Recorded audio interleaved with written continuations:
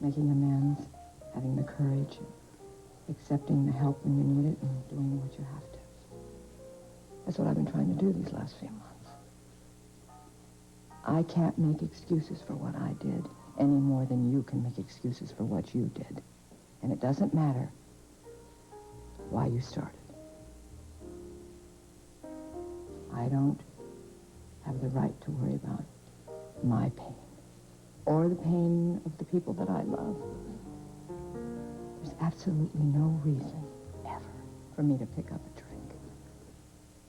I haven't the right to feed into my own disease and hurt myself or my family. Yeah, that's exactly what I said you'd done. By George, I think she's got it. Miss Gallant, I'm sorry. I really am sorry. And I don't know if I've ever said that before I meant it. Oh my gosh, there I go again talking about myself. No, it's okay. This time was a biggie. And I do accept your apology. Thank you. Do you think that... Well, I mean, would you mind if I hung out here for a little while? I don't exactly know what to do next. Would you like a soda?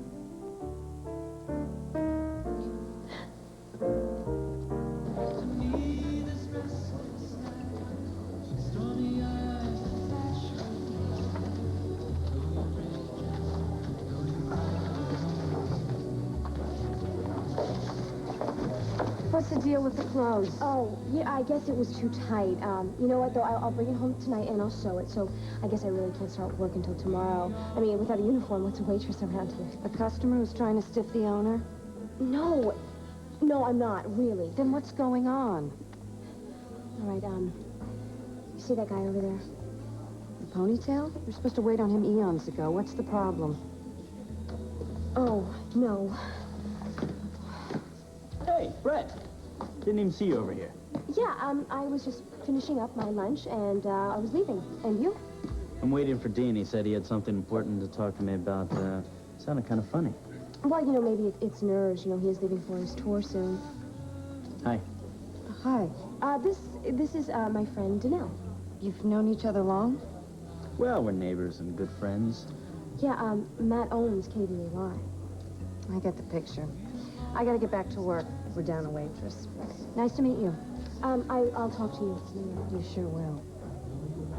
So, Matt, how are things at the station, money-wise? Money is still a problem. Isn't it always? Yes. What have you been up to? Oh, look, Dean and Jenna are here. Why don't you come join us? You know what? I've got to take care of something with Janelle first. You sure? Yeah. Hey, how you doing, kid? Okay, what's the problem? What's wrong? No, nothing. What's wrong? What? What's so important? Before I even say anything to you, I just want you to know that this whole thing is out of my hands, okay? I had nothing to do with it, and I fought it very hard, okay? But the bottom line is, if I don't do this, I might not have a career. What are you talking about? Now, Matt, we've been friends for a very long time. What's he talking about? Okay? You know that we've been friends for a very long time. Yeah, why don't you just start making some sense, Yeah, why don't you please? just tell him, Dean, and we'll just All make right, I'm everything a lot sorry. easier. I don't...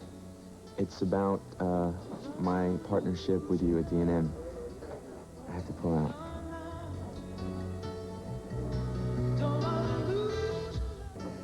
Do you want this job or not? Yes. It's just that they're my friends. And you're making an honest living. Now stop being embarrassed and start taking lunch orders. Well, it's like announcing to everyone that I couldn't cut it as an architect. I can't do that. What's your alternative? Starve? Look, everybody knows times are tough. Even that rich TV station owner, who seems to like you a lot. Could I start tomorrow? I mean, I would understand if you mind, but... Here, give me that. I'll stitch it up tonight. Thank you. Can't sort of save my life. There's absolutely no way that Stark thinks that he can railroad D&M, especially not to get an exclusive with Dean. It's not that. It's just that he won't take no for an answer. Well, is there a way to stop him? Yes, there is. You have a commitment to D&M, and you have a commitment to me. Well, I understand that, but listen, he said that he'd make up a little contract for you that you could keep promoting me, but as far as I'm concerned, if I don't do this, I don't have a career. Yeah, but without Dean, there's no D&M. There's only M, right? Well, we could rebuild, you know. I mean, D&M has been a launching pad for new stars. Dean was the first. I'm sure that there'll be tons more to follow. No, Lorna, no. I agree with you. No more. I think we should dissolve D&M. What? Listen to what you're saying, Matt. Just because I'm doing it, I'm going on other things, there's no reason that you should do that. D&M was great at the beginning. It paired Dean's talent with my back in Lorna's PR. I mean... Yeah, it brought everybody together. Yeah, and we should be grateful for that. But there's a time and a place for everything, and D&M's time has passed. So you are just going to give in to Stark without a fight? Well, I think we have to be realistic here. I mean, we're all in different places with doing different jobs, right? I kind of think that Matt's right. I mean, all of us have been so busy that we're never there. Yeah, and once Dean is gone, the thing's going to become a financial dinosaur. I mean, we've grown out of it. It's time to move on. Soda? Chips, everybody? Thank you. Thank you. Food from the architect. Yeah. You buying? Put up a chair there. Actually, the waitress was short-handed, so I was just kind of helping her out. Yeah. So what's going on? D&M's history. Yep. But you love that place. I know. You're going to give it up just like that?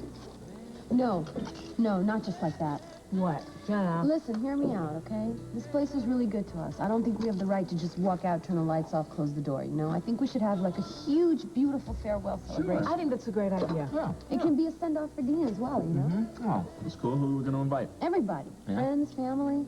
Victor? Yeah. Felicia? Victor? Yeah, Amanda, Mom. Captain Frankie. Victor? Yeah.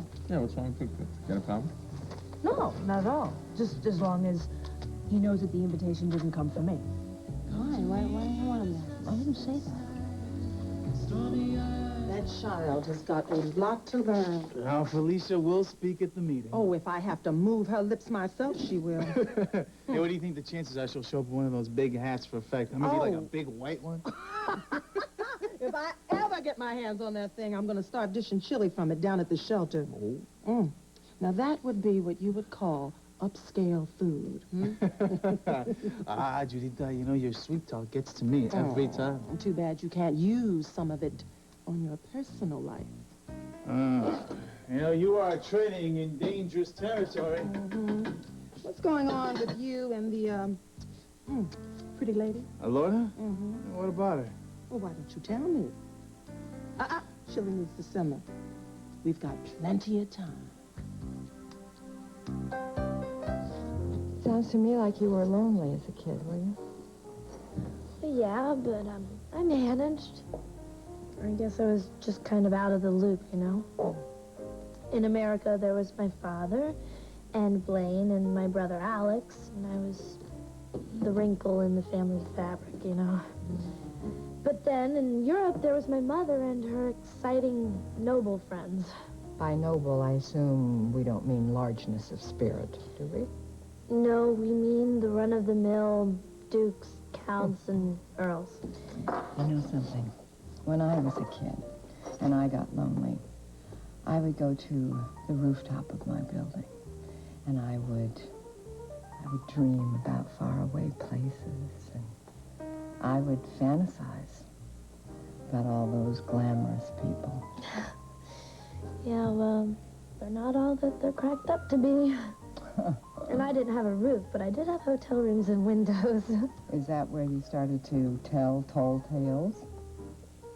We're not doing excuses, remember? No, I know that. And just for the record, I really do love my mother.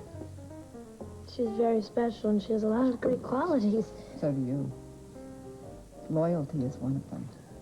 And a very rich imagination. Yeah, people love that about Yeah, me. they'd love it more if you would do a little more good with it. You know, I bet you could come up with some great stories in that head. Yeah, me, a writer? Yeah. Sure. I mean, it happened to me. You know, a rich imagination is a fabulous thing, Maggie. It can help you solve a lot of problems, get you through some terrible times, and it doesn't have to be a substitute for life. Yeah, well, I have a little problem with that concept. Yeah, well, you're not alone. Yeah. Listen, you know when Rachel comes back, I guess you have to tell her everything, right? You don't think she should know? No, of course Rachel should know, yeah. Sure. Well, she's been having a lot of problems lately, and when she comes back from this trip, if she is very upset over Spencer and Jake and the fact that Ian's been arrested, maybe we'll just put this on the back burner. Wait a minute. Ian was arrested? Oh, my gosh. Maggie? Maggie?